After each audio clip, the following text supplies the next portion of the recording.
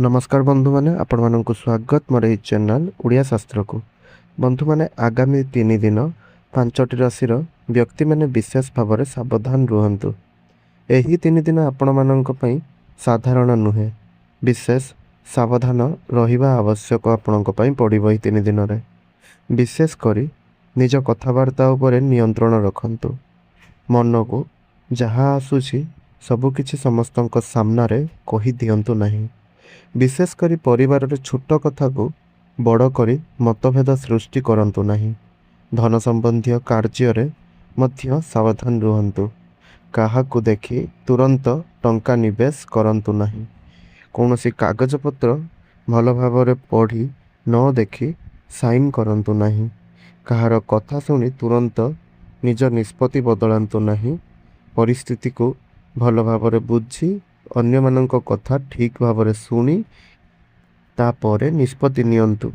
दाम्पत्य जीवन रे छोट कथा को नहीं तर्क हेबार संभावना रही, तेणु क्रोध समय रे कौनसी उत्तर दियंतु नहीं। ऑनलाइन रे कौनसी टंका कारोबार करुथिले मध्य सतर्क रुहंतु। ओटीपी पिन किंबा बैंक संबंधी गुप्त सूचना काहाकू दियंतु नहीं। अत्यधिक चिंता करंतु नहीं। कौनसी कथा बारंबार चिंता करी निज मन खराब करंतु नहीं। समय गड़िबा सहित समस्यार समाधान मध्य हेबो। आगामी 3 दिन यात्रा समय रे मध्य सावधान रुहंतु।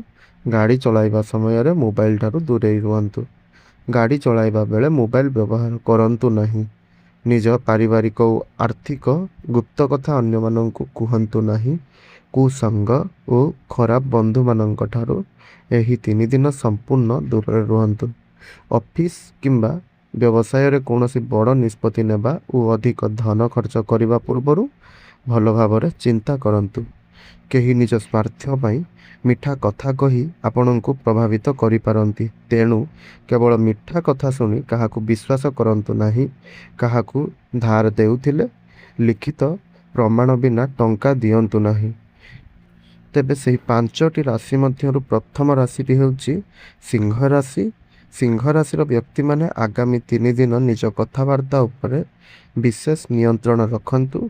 छोट कथा को नहीं कौनसी बड़ विवाद हेबाकू दियंतु नहीं। उभय आपण एवं आपण जीवन साथी मध्य कौनसी जदि विवाद थिला ताहाकू दूर करंतु। उपाय स्वरूप प्रतिदिन सूर्यदेव को जल दियंतु एवं ओं सूर्याय नमः मंत्र 11 थर जप करंतु। द्वितीय भाग्यशाली राशि हेउची तुला राशि। तुला राशि व्यक्ति माने आगामी 3 दिन संपर्क और जोगाजोग क्षेत्र में विशेष सावधान रुहंतु। कौनसी बड़ निष्पत्ति कहार कथा सुनी तुरंत नियंतु नहीं। निज निष्पत्ति बदलाइबा पूर्वर भल भाव भावंतु। उपाय स्वरूप माँ लक्ष्मी सम्मुख में दीप जलांतु। तृतीय भाग्यशाली राशि हेउची मीन राशि। मीन राशि व्यक्ति माने आगामी 3 दिन स्वास्थ्य और यात्रा समय रे विशेष सावधान रुहंतु। अत्यधिक चिंता करंतु नहीं एवं कौनसी कथा को बारंबार चिंता करी मन खराब करंतु नहीं। उपाय स्वरूप एही 3 दिन मध्य कौनसी दिन निज सामर्थ्य अनुसार हलदिया रंगर कौनसी द्रव्य दान करंतु एवं गुरुजनक आशीर्वाद नियंतु। चतुर्थ भाग्यशाली राशि हेउची मेष राशि। मेष राशि व्यक्ति मान आगामी 3 दिन क्रोध और तरबरिया स्वभाव दूरे रुहंतु। कहार कथारे रागी तुरंत उत्तर दियंतु नहीं। ऑफिस किंबा व्यवसाय रे तुरंत निष्पत्ति कौनसी निष्पत्ति नेबा और अधिक धन खर्च करने पूर्वर भल भाव में भावंतु। उपाय स्वरूप एही 3 दिन मध्य विशेष करी शनिवार दिन ओं हंग हनुमते नमः मंत्र 108 बा 11 थर जप करंतु। पंचम भाग्यशाली राशि हेउची कुंभ राशि। कुंभ राशि व्यक्ति माने आगामी 3 दिन बंधुत्व धन संबंधी क्षेत्र में विशेष सावधान रुहंतु। केवल मिठा कथा कहूथिबा लोकंक उपरे अत्यधिक विश्वास करंतु नहीं। समस्त क्षेत्र में सतर्क रही निज व्यवहार को नियंत्रण रे रखंतु। एही 3 दिन काहाकू धार देबा किंबा ଧନ ସମ୍ବନ୍ଧୀୟ କୌଣସି ବଡ଼ ନିଷ୍ପତ୍ତି ନେବା ପୂର୍ବରୁ ଭଲ ଭାବରେ ଭାବନ୍ତୁ। ମନେ ରଖନ୍ତୁ, ଏହି 3 ଦିନ କେବଳ ଗ୍ରହ ଗୋଚର ଦେଖି କୌଣସି ବଡ଼ ନିଷ୍ପତ୍ତି ନିଅନ୍ତୁ ନାହିଁ।